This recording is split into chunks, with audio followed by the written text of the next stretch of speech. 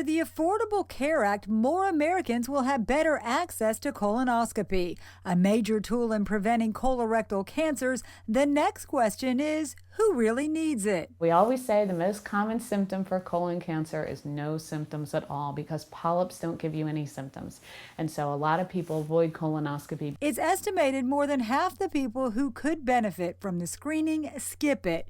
Thomas Hayes was one of them. If I had the means to get a colonoscopy, I would have done it years ago. Almost a decade later than recommended, his first colonoscopy revealed cancer. Here's the most current guidelines. For most people, 50 is the starting point. People with a first-degree family history should be screened at 40, and people with a genetic defect commonly called Lynch Syndrome should begin at 20 or 25.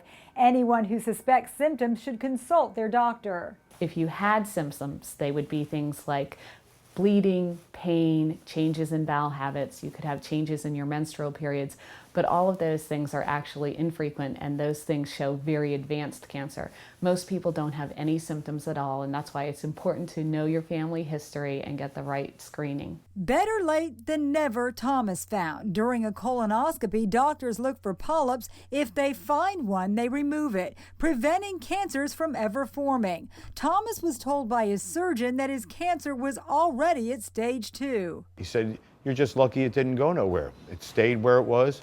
He said this was a very old tumor. 85% of colon cancer patients have no family history. So the answer to the question, who needs it? Well, we all do at some point. For Lee Memorial Health System, I'm Amy Osher.